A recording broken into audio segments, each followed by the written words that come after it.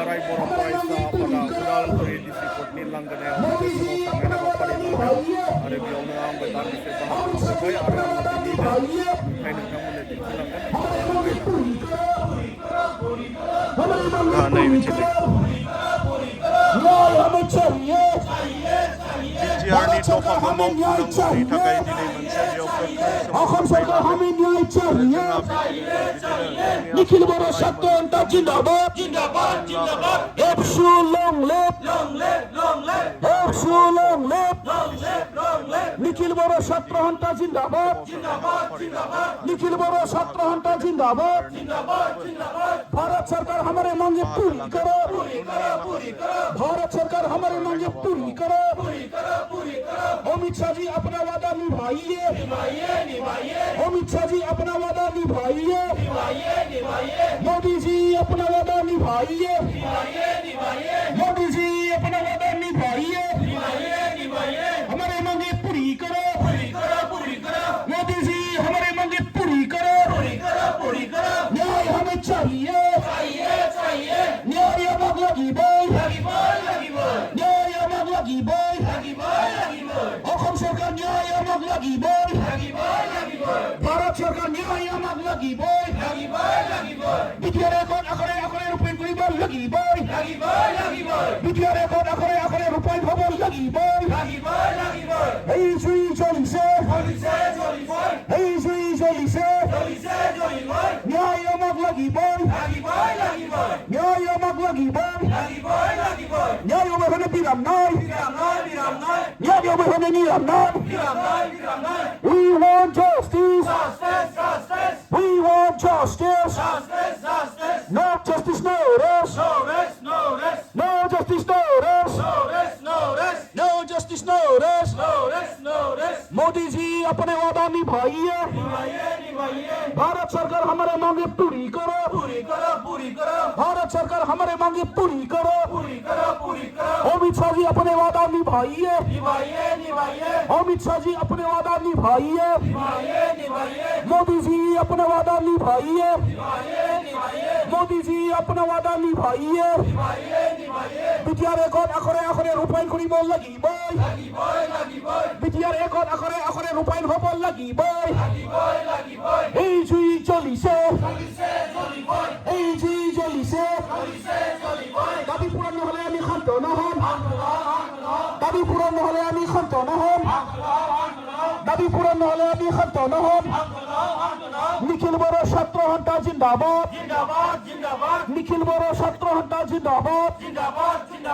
एबसु बिथांमोना लेंहरबाय जों फैदों आरो जों अराय सम जों बिथांमोनजों जोङो खामानिफोराव जोङो सहाय सहयोग होबायानो थागोन मानोना CC2आनि बिथांमोनाबो मेम्बार आरो CC2आनि जानानै ट्राइबेल संघआनो गार्जेन हिसाबै खामानिखौ मावबाय थायो बेखायनो जों गोबां समस्याफोरखौ मालाबा जोङो गासै CC2आनि अर्गानाइजेसनखौ लिंना लानानै जोङो सावरायो आरो बेबायदिनो जोङो हाबाफारिखौ मावलाङो जियानो जाथों आरो गोबां बाथ्राफोरखौथ' जोंहा बेखेवनाय बुंथिगिरि उदालगुरि जिल्ला बर' फरायसा आफादनि आफादगिरि कर्नेलियास दैमारि बिथाङानो गासै बाथ्राफोरखौ रोखा रोखायै फोरमायलांबाय गतिके आं आरो बेखौ रिपिट खालामनो सानाखै बेखायनो आंनि बे सुंद' बिबुंथिखौ आं एसेयावनो फोजोबनाय जाबाय गोजोन्थों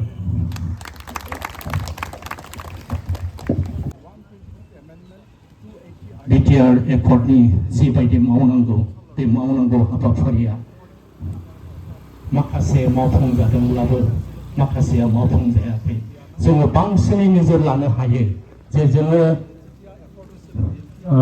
बे मोनब्रै जिल्लानि सिङाव थानाय माखासे बर'फ्रा बे बिटिआरआव सोसनजानायनि उनाव जायफोर सानजाथिंहाय सनितपुर आरो बिश्वनाथ बिथांमोनहा माखासे सोसनजानो हायाखै आरो थांनाय इलेक्शनाव बिथांमोनखौ जोङो माखासे एसेम्ब्लियानो जा बिटिसि एसेम्ब्लियानो जा बिथांमोनखौ लानानै जिबायदि इलेक्शन गेलेलांबाय आरो बिनि गेजेराव जोङो माखासे सुबुंफोरनि मोखाङाव जोङो गोसोम जोमै बेफोरबायदिखौ जों नुनो मोनदों। मानो होननानै बुङोब्ला जोंनि बर' माहारिनिनो जांख्रिथायाव गोबां माहारिया जोंनि बर' माहारिया बाहागो लानानै मोनसे जायगायावनो मोनसे एरियायावनो माखासे सोसनजानाय माखासे सोसनजायै बेफोरखौ नोजोर लायोब्ला जोङो दिनै जिरायनानै थानायनि सम गैया होननानै जों सानो। मानो होननानै बुङोब्ला बड'फा उपेन्द्रनाथ ब्रह्मआ जि समनिफ्राय गाव बिबान लानानै आन्दलनखौ जागायलांदोंमोन आरो बे जागायलांनायनि माखासे हाबाफारिखौ बिथाङा मावनानै गालांदों आरो माखासेखौ बे मावनो हायाखैमोन आरो बे मावनो हायैखौनो बिथाङा दुखु दाहाजों बुंलांदों जे आं थैनोसैयाव आहा एसेबो दुखु दाहा गैया, नाथाय आं थैनायनि उनाव आंनि सानस्रि आइडिय'लजिफोरा थैफालाङोबा हाबायाव हाजासे दुखु दाहा थागोन। बर'फोरा रायजो राजाफोरा आरो दुलाराय बर' फरायसा आफादा जिरन गैयै खामानि मावनांगोन होननानै बिथाङा बुंलांदों। दा बे खोथाखौ लानानै बे बाथ्राखौ लानानै दिनै दुलाराय बर' फरायसा आफादा दिनै जनानै थायाखै आरो दिनै मोननांगौ माखासे क्लजफोरनिफ्राय बा 2020 मायथाइनि जिथु सक्ति बा एकर्ड, बे एकर्डनि माखासे क्लजफोरखौहाय मावफुङैनि थाखाय दिनै बेबो मोनसे बड'फा उपेन्द्रनाथ ब्रह्मनि बुंलांनाय बे बाथ्राफ्रा बेयाव हाबनानै दं होननानै आं सानो। दा बेखायनो दिनैनि बे फैनाय हाबाफारियाव नुजाथिफैनो हानाय गेदेमा नोंथांमोन, फरायसा नोंथांमोन, जे जोङो दिनै दुलाराय बर' फरायसा आफादा जागायजेननायनिफ्राय दिनैसिम मा मावदों नोंथांमोना बयबो मिथिगौ आरो बेखौ मिथिनायजों लोगोसेनो जों दिनै बे हाबाफारियाव नुजाफैनानै जों लोब लोब बाहागो लादों आरो बे हाबाफारिनि गेजेरजोंनो जोङो जोंनि मोनथाय, जोंनि मोननांगौ, जोंनि माखासे मावफुंनांगौ बे एमअएसनि सिङाव जायफोर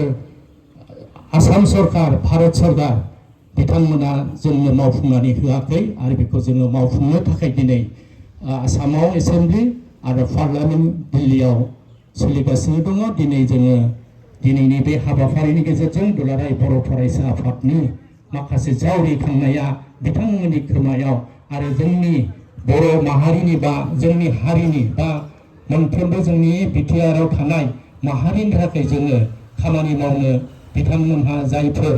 एमपि बा जायफोर रायजो सभायाव बिबान दं बिथांमोना बोलो मोनो बेखौ मिजिंथिदों। आरो जोबथारनायाव आङो गोबाव आं बुंनो सानाखै, उदालगुरि जिल्ला निखिल बर' छात्र आन्दोलन निखिल बर' छात्र आन्दोलन जिंदाबाद, निखिल बर' छात्र आन्दोलन जिंदाबाद। हमारे मांगे पूरी करो,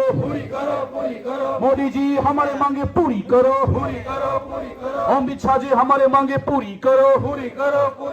अमित शाह जी हमारे मांगे पूरी करो, अमित शाह जी अपना वादा निभाइए, मोदी जी अपने वादा निभाइए, अमित शाह जी अपने वादा निभाइए। जय बरहरी ने, जय बरहरी ने, जय बरहरी ने। जोङो दिनैनि गेदेमा आलासि बिथांखौ बिबुंथि लाखिनो नागिरदों। दुलाराय बर' फरायसा आफादनि नेहाथारि मानगोनां बिथां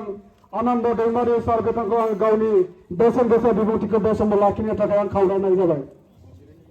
बयखौबो जिरायनो थाखाय खावलायबाय।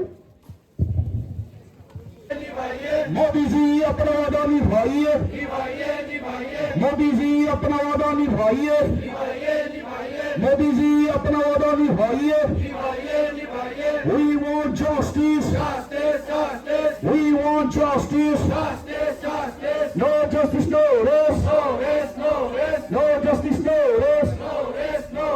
We want justice, we want justice. Modi ji अपना वादा निभाइए, मोदी जी अपना वादा निभाइए,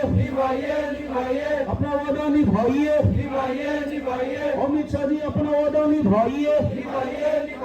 मोदी जी अपना वादा निभाइए। मोदी जी अपना वादा निभाइए,